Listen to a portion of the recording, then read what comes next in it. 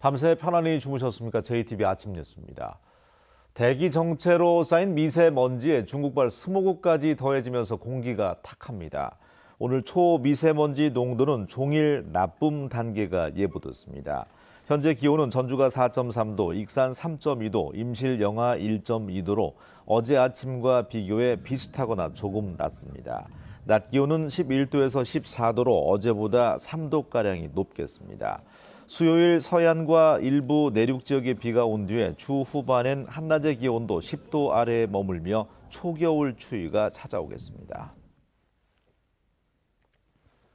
대기업이 발주한 군산의 한 공장 확장 공사 과정에서 하도급 업체와 거래한 인근 상인들이 돈을 한 푼도 받지 못해서 발을 동동 구르고 있습니다. 원도급 업체와 하도급 업체 간의 다툼으로 대금 지급이 한없이 미뤄지고 있기 때문입니다. 나금동 기자가 취재했습니다. 군산시 오식도동에서 식당을 운영하는 남영애 씨는 요즘 밤잠을 이루지 못합니다. 한자리에서 8년이나 해온 가게 문을 닫고 인근 점포에 월세로 옮겨야 했을 만큼 식당 운영이 어려워져서입니다. 지난 겨울 인근 공사장 노동자들이 먹고 간 밥값 5천만 원을 10달 넘게 받지 못하고 있는 게 가장 큰 이유입니다.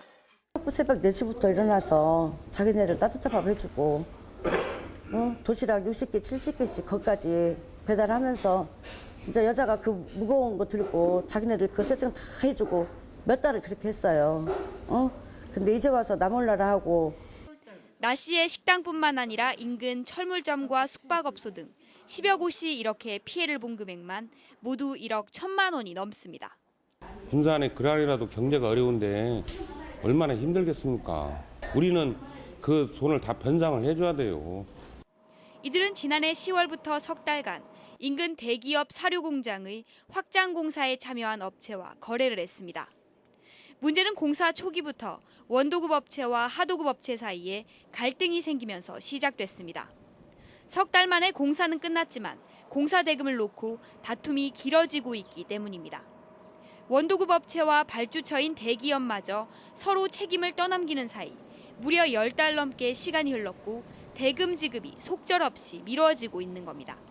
좀 기간을 통해가지고 지금 계속 어떻게든지 일을 해결하려고 노력을 하고 있는 상황이고요.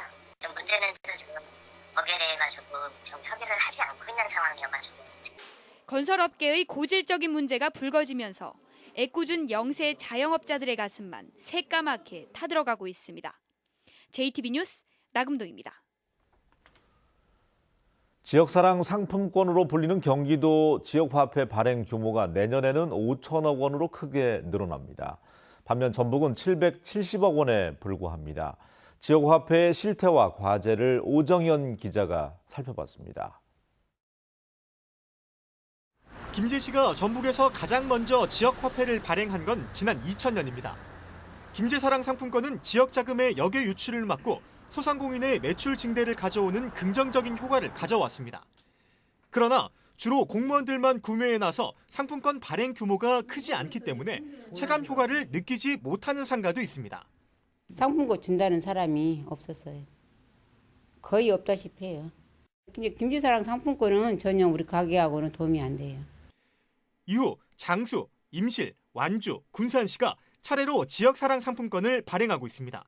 전북의 전체 발행 규모는 770억 원입니다. 반면 경기도의 내년 지역화폐 발행 규모는 5천억 원으로 급증합니다. 올해 4곳인 경기도 지역화폐 참여 시군이 내년부터 31개 모든 시군으로 늘어나기 때문입니다. 경기도는 상품권 구매액의 6%를 할인하고 홍보요원 인건비로 매년 7억 원을 책정했습니다. 또 지역화폐의 발행 형태를 지류는 물론 카드와 모바일로 다양화하고 지역화폐 센터를 설치하는 개인과 단체에 포상금을 주고 있습니다. 분당이라고 불리우는 좀 세대 가구 소득이 높은 지역에도 청년 배대가 지적됐지만 그분들이 대형마트나 백화점을 이용하시다가 동네의 시장이나 마트로 많이 유입이 됐다. 전북연구원은 현재 지역상품권의 도입과 활용 방안을 연구하고 있습니다.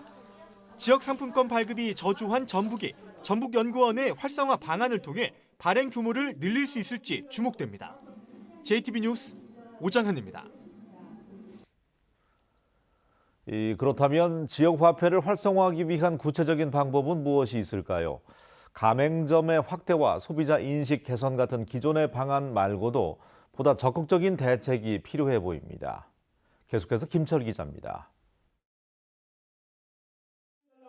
지금까지 거론된 지역화폐 활성화 방안은 크게 세 가지입니다. 먼저 상품권 가맹점을 늘리고 유통량을 확대해 현금처럼 사용하는 한편 소비자들의 적극적인 구매 의식이 필요합니다. 그러나 최근 강원도와 경기도는 더 적극적인 정책을 펼치고 있습니다. 강원도는 도가 발주하는 공사대금의 3에서 8%를 지역사랑 상품권으로 구매하도록 권장하고 있습니다.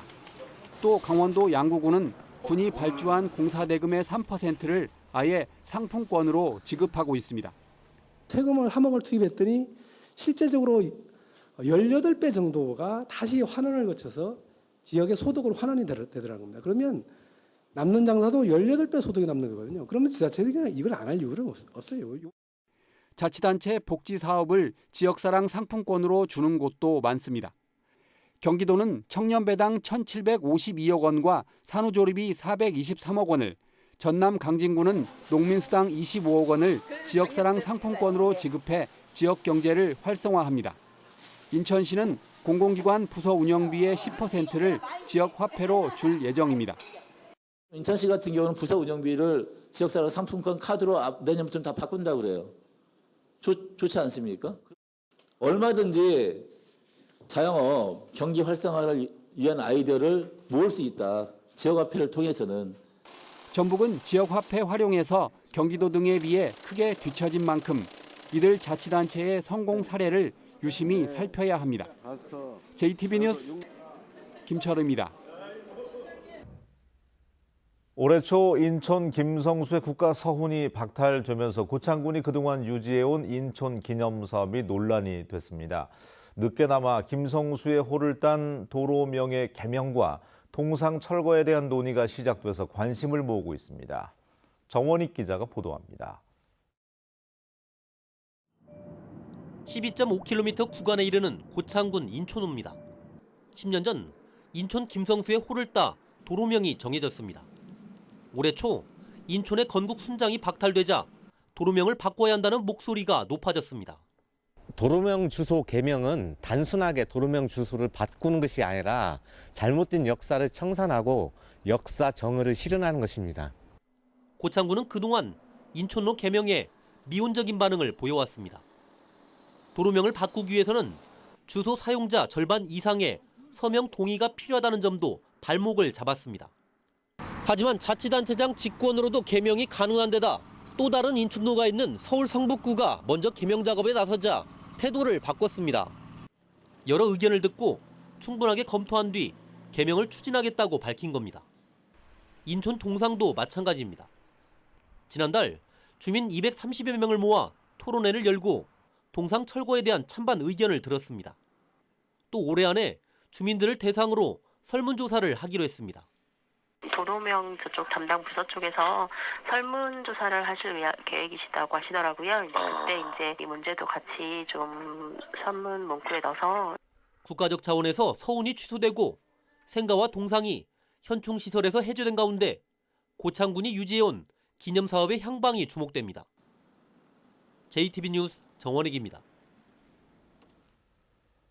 지난주 군산과 정읍에서 잇따라 AI 바이러스가 검출돼서 닭과 오리를 키우는 농가에 비상이 걸렸는데요.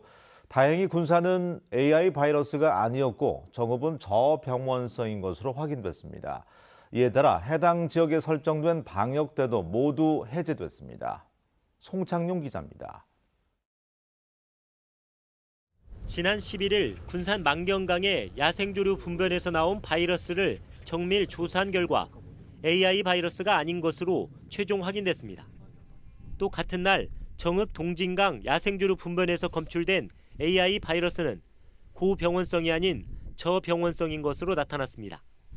이에 따라 해당 지역 반경 10km에 설정된 방역대는 모두 해제됐습니다. 하지만 안심할 수는 없습니다. 겨울 철새가 날아오면서 철새 도래지를 중심으로 AI 바이러스가 계속 검출되고 있기 때문입니다. 전라북도는 철새 도래지 5곳을 매일 소독하고 있고 닭과 오리 농가 밀집 지역을 중심으로 거점 소독 시설 13곳을 운영하고 있습니다. 이 철새 도래지에 나가지 않고 그물망 같은 이런 걸 점검해 주시고 지속적으로 철저히 그 방역을 해 주시는 것을 좀 부탁을 좀 드립니다. 또 AI에 취약한 오리 농가에 대해 사육을 일시 중단시킨 상태입니다. 정읍과 김제 등 4개 시군 47개 농가가 대상입니다. 전라북도는 닭과 오리 농가에 매일 소독을 철저히 하고 의심 증상이 발견되면 즉시 방역당국에 신고할 것을 거듭 당부했습니다. JTB 뉴스 송창용입니다. 정읍시 여성단체 협의회가 2018 사랑의 김장김치 나눔 행사를 열었습니다. 남원시가 1박 2일 관광 코스인 남원 예촌 조성 사업 마무리에 박차를 가하고 있습니다. 주혜인 기자입니다. 사랑의 김장김치 나눔 행사가 정읍시 연지동 여성복지관에서 열렸습니다. 정읍시 여성단체 협의회 등 12개 여성단체 회원 120여 명은 1000포기의 김장김치를 만들어 저소득 독거노인 등 100여 세대의 어려운 이웃에 전달했습니다. 앞으로 사랑의 김장김치 봉사활동뿐 아니라 어려운 이웃들을 위해 우리 여성단체 협의회에서 앞장서겠습니다.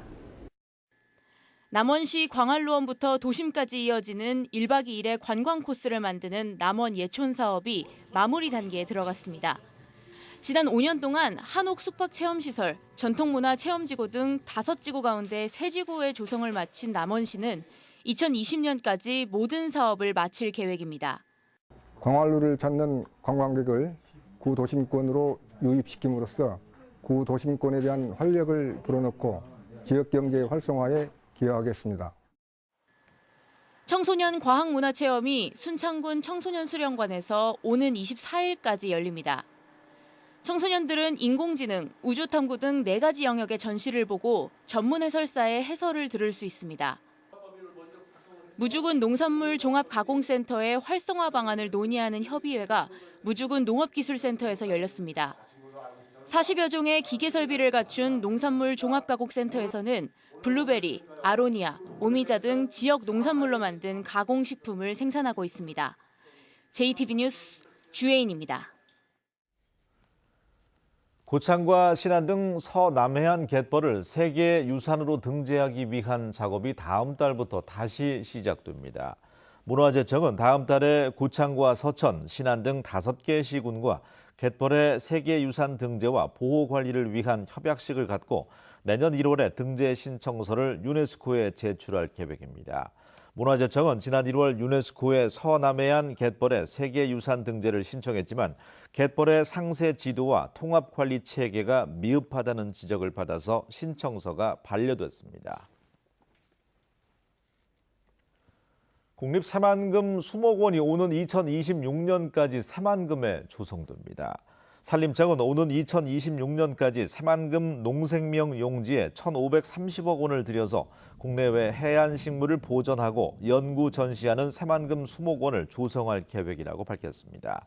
산림청은 새만금 수목원이 새만금의 친환경 이미지를 높이고 관광산업 활성화에 기여할 것으로 기대했습니다. 국보 제11호인 익산 미륵사지 석탑에 대한 관람이 내년 3월까지 일시 중단됩니다. 국립문화재연구소는 복원 작업을 하는 과정에서 미륵사지 석탑에 설치한 가설시설물을 철거하기 위해서 내년 3월까지 관람을 중단한다고 밝혔습니다. 국립문화재연구소는 가설시설물의 철거가 끝나면 준공식을 갖고 미륵사지 석탑을 다시 공개할 계획입니다. 전주 팔복예술공장 1단계 사업에 이어서 다음 달에 2단계 사업이 시작됩니다. 전주시는 다음 달부터 16억 원을 들여서 팔복예술공장 바로 옆에 있는 폐공장 건물에서 공사에 들어가 내년 6월까지 리모델링을 비롯한 전체 공사를 끝마칠 계획이라고 밝혔습니다. 내년 하반기에 문을 여는 팔복예술공장 2단계 구간에는 유치원과 초중학생을 위한 예술 교육 공간이 조성되고 지역 주민을 대상으로 하는 예술 프로그램 등이 운영될 예정입니다.